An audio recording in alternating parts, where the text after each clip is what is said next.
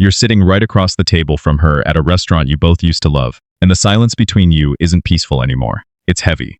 It's loud. You look at her. Someone you've built memories with, someone you genuinely care about, and a terrifying realization hits you out of nowhere. I am sitting right next to the person I love most in the world, and I feel completely alone. And right after that thought, your internal monologue starts spinning out of control. Why does this keep happening? Are we just drifting apart? Did I do something wrong, or is she just pulling away for no reason? Here is the bold, counterintuitive truth that flips everything you thought you knew on its head. She isn't pulling away because you're a bad man. She's pulling away because your goodness has started to feel like performance instead of presence. Listen to me, bro. Not failing at love. This is not a sign that you chose the wrong person, and you don't need to panic.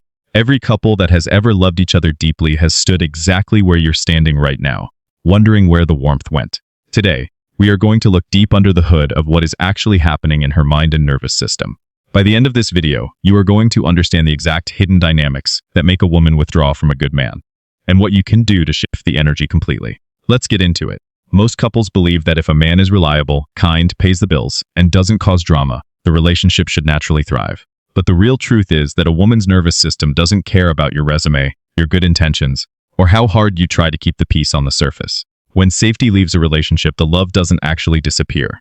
It goes underground. What looks like emotional withdrawal, coldness, or constant irritation is usually a woman who has been so overwhelmed by unspoken tension for so long that silence and distance are the only protection she has left. Attachment science tells us something profound here. When a man tries harder to fix things without changing the emotional tone, his urgency acts like a threat to an already overwhelmed nervous system.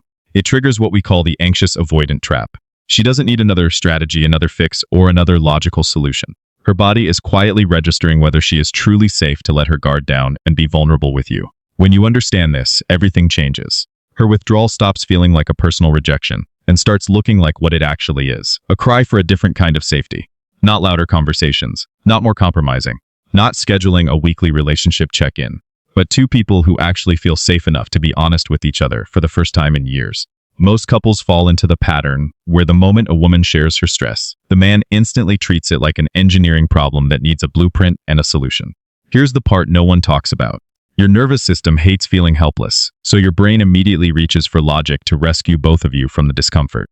But to her, your immediate rush to fix it feels less like care and more like a subtle dismissal of her emotional experience, as if her feelings are just an inconvenience you want to wrap up quickly so things can go back to normal.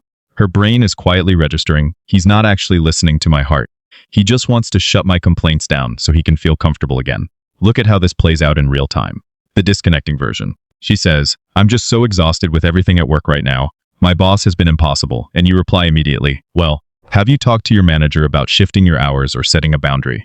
The connecting version. She says the exact same thing, and instead you pause, drop your shoulders, look her in the eyes and say, "Man, you've been carrying so much weight this week. Come here, let me just hold you for a second." And when you do that, the walls between you start to come down without either of you having to say a word. Most people in relationships assume that keeping the peace means biting your tongue, swallowing your minor frustrations, and keeping everything smooth on the surface. And this is where it gets really interesting. That suppressed frustration doesn't just vanish into thin air.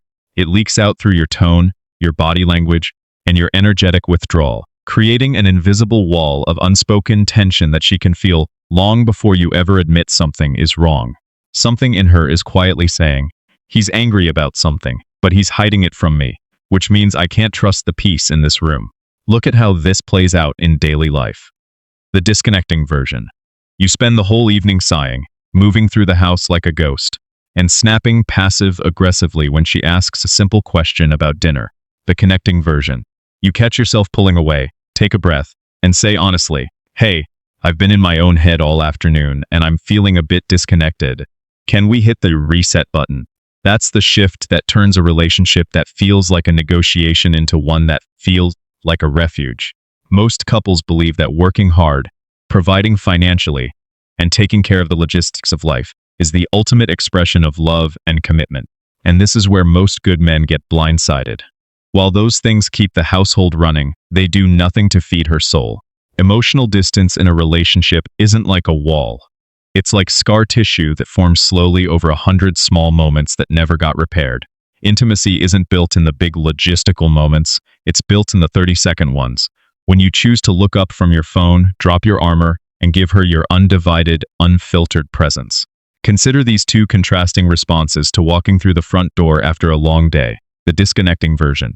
You walk in, drop your keys, yell a quick hello from the hallway, and immediately dive into scrolling your phone on the couch to decompress from your own day.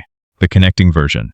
You walk in, walk straight over to her, wrap your arms around her waist, bury your face in her neck for 10 silent seconds, and whisper, "Man, I missed you today." And something in her is quietly registering, "I forgot how good it feels to be chosen." Most men default to treating a woman's emotional intensity as a fire that needs to be put out immediately, rather than weather that simply needs to be weathered. Your nervous system in a conflict is like a smoke detector. It cannot tell the difference between your partner raising her voice and actual danger, so it sounds the alarm and makes you either shut down, get defensive, or walk away. But what's moving through her in those moments isn't an attack on you. It's a test of whether you can stay anchored in your own power when the sea gets rough. Watch the difference between these two reactions. The disconnecting version. She gets overwhelmed and emotional, and you cross your arms, roll your eyes, and say, "You're making a huge deal out of nothing. Calm down." The connecting version. She gets emotional. You drop your shoulders, physically soft, and say calmly, "I'm right here. I'm not going anywhere, even when you're upset." That's when your partner stops feeling like a problem to manage and starts feeling like a person to come home to. And this brings us to point number 5, the one most couples never figure out. Most people in relationships fall into the passive trap of waiting for their partner to mind read their exhaustion, their loneliness, or their desire for affection, assuming that if they really loved me, they would just. Here is what nobody explains. When you wait in silence for your partner to guess what you need, you are secretly turning them into a caretaker while you slip into the role of a victim. And over time, that dynamic drains the romance completely dry. Here is what changes everything.